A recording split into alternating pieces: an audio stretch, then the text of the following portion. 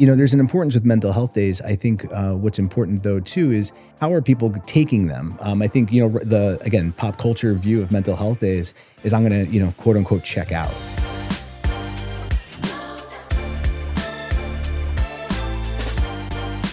Hey everyone, welcome back to the 101 Digital Podcast. I'm Craig Meyer, the CEO of 101 Digital, and we're kicking off the month of May, which is Mental Health Awareness Month. And we've got a perfect guest for it today. We've got Adam Russo here.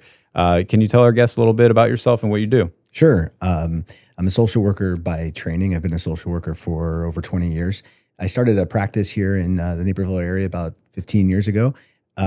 Just myself. It was incredibly successful. I grew it, scaled it to about 80 providers and 140 employees, and then wound up selling it in 2020 to a large national behavioral health group, where I became a regional VP of operations overseeing 4 states and about 1,000 providers. And over that period of time, really valued leadership and leadership development and its impact on mental health, especially as a mitigating factor for depression and anxiety. And I always incorporated those things into treatment. And with that as my background, I decided to move on and become a business and leadership coach. And now I'm the founder of Reliable Coaching and Strategy, helping business owners, leaders, entrepreneurs with their people process strategy to help them achieve the success that they're looking for. Yeah, I actually think that's kind of like a perfect combo as well, right? Like I've actually thought about it a lot, how, you had the kind of therapist side and, talking to people, and now on the business side, obviously that's extremely important as well, right? It's like you've got kind of the knowing people, kind of their tendencies and how they may work. And then, like you said, developing on the leadership side, I think it all just really comes together very well. So I think that was a really good transition for you. One of the questions I wanted to ask you about is mental health days. I feel like it's one of those things that a lot of companies have been trying to kind of navigate, especially, with recent times with people being more remote, kind of being isolated, and more mental health issues kind of happening over the last couple of years. What would you say is how companies should navigate it, and what are some of the things that you've seen people be successful with? Yeah, mental health days, it's an interesting thing, right? Because I think what's happened is a lot's happened on the pop culture front with it on one hand, right? So mental health has been been more and more at the forefront of things over the past few years. And there's a need to, obviously take care of people's mental health, right? I think, to make it a priority that people don't get overwhelmed, right? And I think, companies have, embraced that on some level. I think it's different per company, right? Some, I think, offer mental health days as a benefit just because they feel like they have to. Everyone else is doing it and we don't want to be left out. Yeah. Others really put a value on it. But I think, there's an importance with mental health days. I think what's important though too is how are people taking them? I think, again, pop culture view of mental health days is I'm going to, quote unquote, check out, right? I'm going to lay in my, flannel pants and on my couch under a blanket and binge Netflix and have chips falling down my face. And that's my mental health day. And now I'll go back to work tomorrow. And the reality is that when people do that, it actually hurts your mental health more than helps it. So I think we've got to turn around this concept of mental health days and how to use them to be helpful for oneself.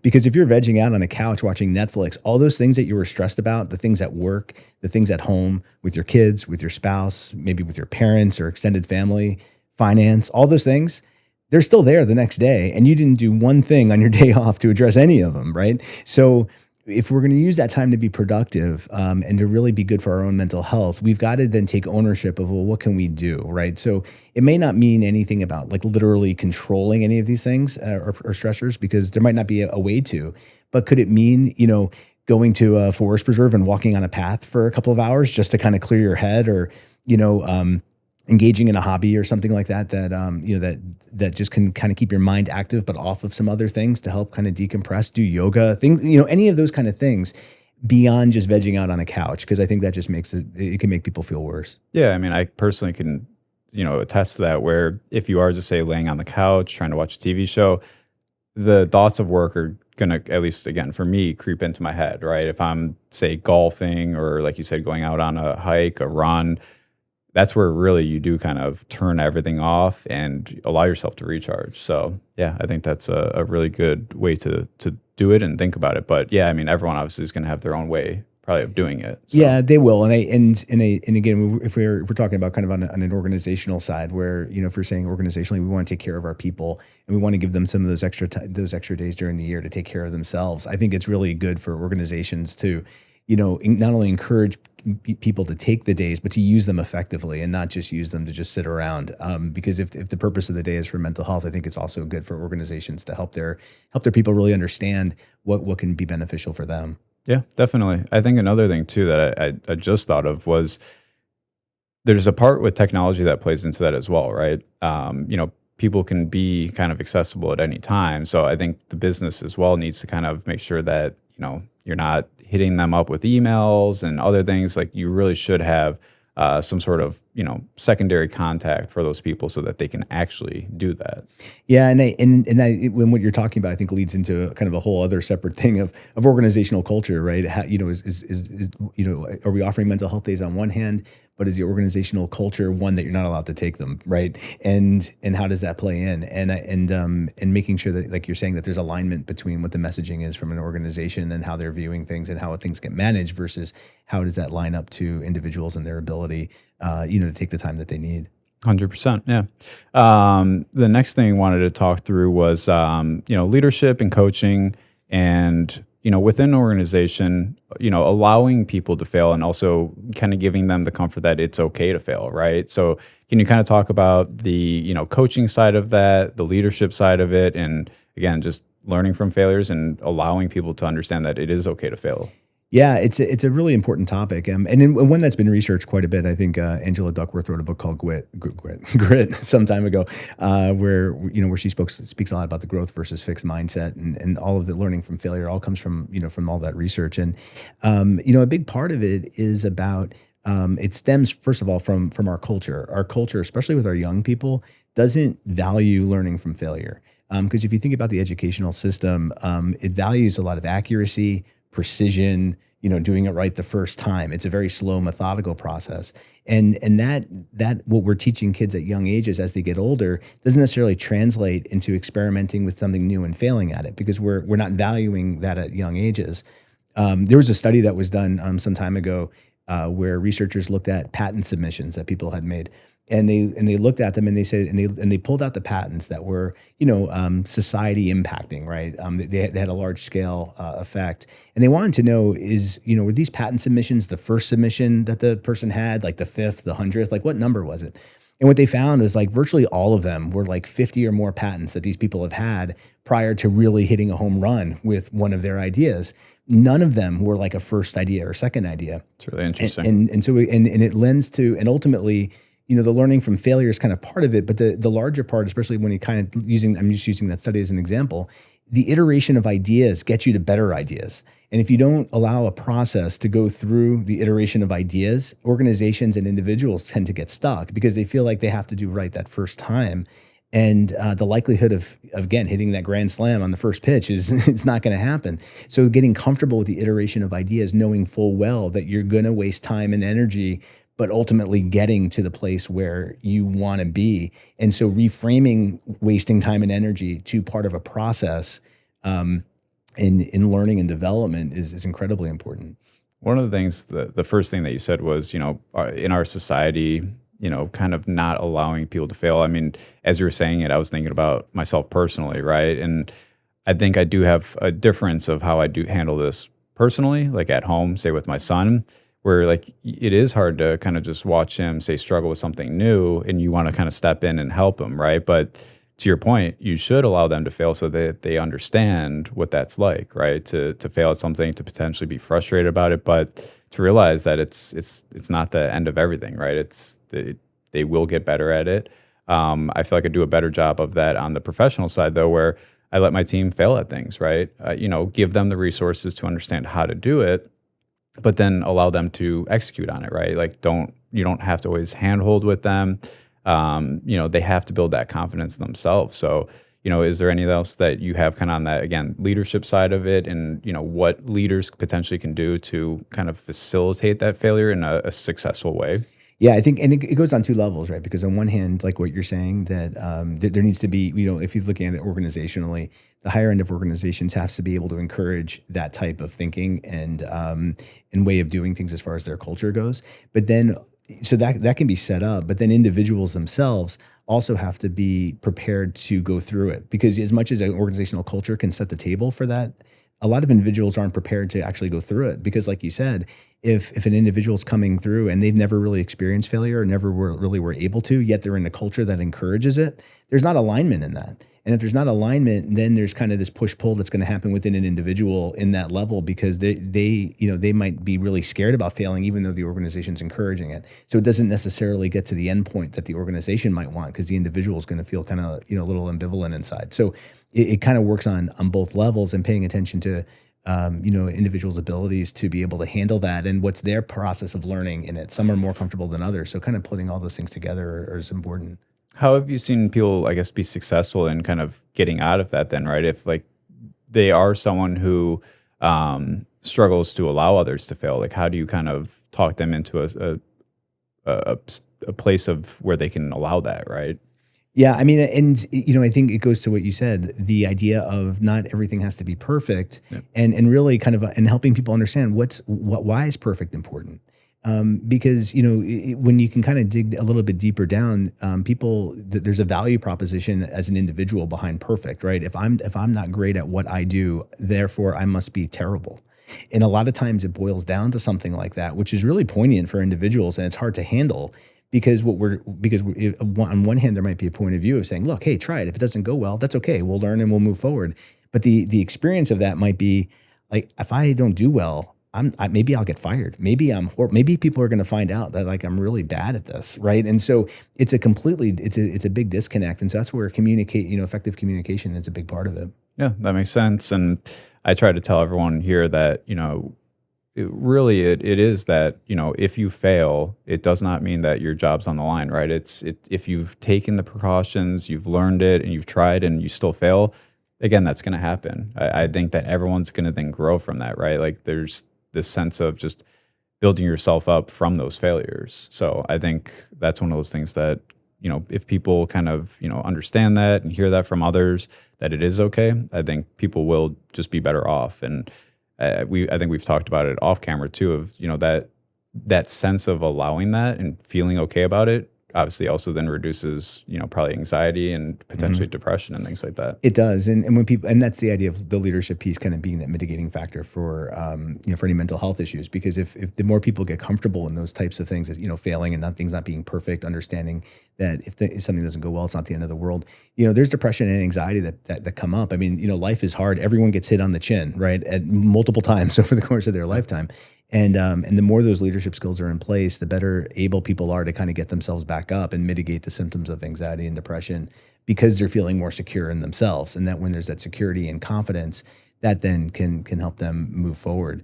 And along the process of thinking about failing too, I think it was Edison, when he invented the light bulb. The story is that it took him, he failed 10,000 times before he created the light bulb. And he was asked, what was it like to fail 10,000 times before you created this? And he said, I didn't fail 10,000 times. The light bulb was just an invention of 10,000 steps. And so the mindset of how you go into it is incredibly important, because it doesn't mean you can't get to where you want to go. It's just a matter of what the process looks like. The next thing I kind of wanted to get into was same kind of parallels is work-life balance, right? And this is kind of where the technology piece comes into it, right? And, 101 Digital being a managed IT and cybersecurity company, I feel like that's something that we always kind of need to talk through because, one, we help facilitate it, but I think there is also a negative impact to some of the technology, right? And so from a work-life balance, I think a lot of people now think that since they're working from home, either, always or more often, that they're always available, right? Because their home is now their office, they're always in it. So whether it's Teams calls or Slacks, people are getting messages. It could be 6 o'clock at night, 7 o'clock at night. People think that they have to attend to it. I think part of it obviously is creating boundaries, and you can obviously probably speak better to it than me, but what do you kind of see as some of the ways to effectively kind of live in this new world of this, hybrid, again, with technology kind of coming into it? How do you see people manage this to, again, not affect their mental health? Yeah, I think so. Two things. One, like you said, boundaries is incredibly important, and I think that works on two different levels. One, it has to come through organizationally. If their organization has an expectation of, hey, turn your devices off at a certain time, or whatever the case is, right? Feel comfortable turning it off. Well, people need to turn it off, right? And so, they have to be able to go and support what the organization's saying as far as setting those boundaries. On the flip side, if the organization's saying we expect you, all these kind of different things, people have to decide, well, how am I going to work within this culture? So individuals setting their boundaries is incredibly important. I think, in much the same way, I think that I explained it to my kids when, introducing devices to them, that you own devices don't own you. So that's why you can silence them. You can turn notifications off. You can make yourself as available or not as you want to be, but you can't always have your notifications on and then complain you're always getting notified, right? Like there's at some point you kind of make your own way on that. Yeah, you got to take some ownership in it. Exactly. And I think the other part too, that I don't know, I've kind of I've believed it for a while. So I've heard a lot about work-life balance for quite a number of years, and especially as the technology has gotten more and more into the workplace, and then especially over the past 2 years, like like you're saying, being from home and tech is all over what's happening as individuals. To me, it's really come less about work-life balance and more about work-life integration. There, because of the constant accessibility, to say that there's always going to be a very clear delineated line between the two, I think it's getting harder and harder to do. And I think it becomes more of a fight that individuals have with themselves about how to create that line. But if you have appropriate boundaries and you could be fluid with them, meaning, today I have my kid's baseball game at 5 and my daughter's recital at 6. So I am out at 4:30 and I am not checking anything, right? The next day, you might not have anything going on and you might want to make yourself more available, right? So the idea is, how do you set boundaries in a way that's effective for you, not necessarily about everybody else? And if people can navigate those in a way that's effective for them, I think there's an integration where it can be successful. But I think at the same time, again, making sure that those lines are working, for all parties involved, family, work, kids, et cetera. Yeah. It's really interesting too that you kind of put it that way of what I would consider kind of like a flex schedule in a way, right? Where it's like certain times of the day, maybe you're not, like you said, going to be accessible. And I think that's where technology has helped too, though, where let's just say, I want to go on a vacation, but it's extended past the amount of days maybe I have off, but you still want to be in that environment, right? So we've actually even had staff where they want to go to Florida, but they still want to work, right? Like they're going to visit family and it allows them to do that. So I think that is kind of the good side of the work-life balance with technology. But I think the key thing that you said there though is it's kind of what you make it, right? Because I could be someone who, checking my phone no matter what, always. But that's again where I personally have to take some ownership of it. No one's telling me I need to do that. Mm-hmm. And I think that's where, again, sometimes people get confused and think that like they have to, because I know years ago, that's kind of how I felt, where any notification that came through, I had to attend to it, right? I think that's kind of what technology in a way has done, right? They've almost either gamified it or, some psychological factor that like notifications have to be cleared no matter what. Well, it's like, look, we've all heard of Pavlov's dog, right? I mean, when you get the ding on your phone, you're no different than the dog. Yeah. That's the way it works. And so that's why turning notifications off is so important, because if you eliminate the ding, then you can control what you want to do. Yep. Yeah, I agree. Yeah. I guess this kind of goes with this as well, because again, down the technology side, but one of the things I really wanted to ask you about is kind of team building, building a culture, again, in this, hybrid environment, right? Even with our team, we've got a lot of people that are, fully remote. We have some people that are not even in the state. But I do think that we've been able to create a really good culture, mostly because of the technology, right? We talked about this earlier, that like if it wasn't for the video aspect of it, it would be more difficult, I think. I think having that video aspect, we have actually a team huddle every morning where we're all on camera, right? We're able to see each other, talk to each other, kind of see emotion. And I think that helps. But there's probably, whether it's, companies that don't have that technology or don't have that culture where they're trying to build that, I think it makes it a little difficult. But so, can you kind of speak to where you've seen companies be successful in creating kind of that good, team collaboration culture using technology, and maybe some pitfalls or missteps that people have had? Yeah, I mean, I think technology is definitely important, especially with this remote culture and things, and it makes an impact. And I think it's not that good culture can't be built. It just has to be so intentional on the part of the organization because, I mean, first of all, every organization has a culture, whether they're being intentional about it or not. So there's going to be a culture. So the question is, how is that going to build? If everyone's in person, it naturally builds because people are crossing paths more. They're having lunch together. They're stopping in people's offices. It becomes more of an an ad hoc kind of everyone's meeting when they're available. But remotely that doesn't happen. So there has to be a little bit more intentionality to how is this communication going to work? From a team perspective, like you're talking about daily meetings, or from a leadership perspective, I think managers have to be more intentional on setting meetings with their team, just because they're not going to bump into them as often. And maybe that monthly meeting isn't enough. Maybe it has to be every week, even if it's only for a half hour or something. But there has to be more intentionality on that communication, and then it becomes. And then how do you engage the team, whether it's, for purposeful kind of work, so to speak, issues, or a little bit more just social, kind of off the cuff, everyone just get along kind of things, right? So, whatever platforms organizations decide to use and set up for their teams, it's not only about setting it up and talking about how it's going to be used, but those leaders also themselves have to be active in them, because otherwise, you talk about missteps, that's where the danger can happen. Yeah, I think that, like you said, one of the biggest things is being intentional about it, and that is why we have those team huddles, right? I mean, we would have them even if it was in person, but we've been intentional about telling people, have your cameras on, being at that meeting and making sure you don't schedule anything else for that meeting, right? It is intentional, whether or not, like, I thought about it until you've now said it, but it was the intention of it, and also kind of to the work culture thing, right? You can't just be like, hey, we want to be an organization that's fun, laid back. It's like you have to actually then be intentional about it, and take steps towards that, right? That one of the things that I heard, and I forgot where it was from, but work culture is essentially the things that you kind of allow to happen, right? So, like, if there's like toxic things happening in the organization, your work culture is probably going to be toxic. So you have to be intentional about not letting those things happen, and kind of providing a good work environment. Yeah, and I think in those pieces you talk about the toxic culture and what's allowed. That's where I've seen a lot of leaders trip over themselves, because because they'll say this behavior or whatever happened is inaccessible, but then they'll say, oh, but this person did it. They're our best our best salesperson, or our best tech, or and then all the excuses start coming in about what's actually allowable.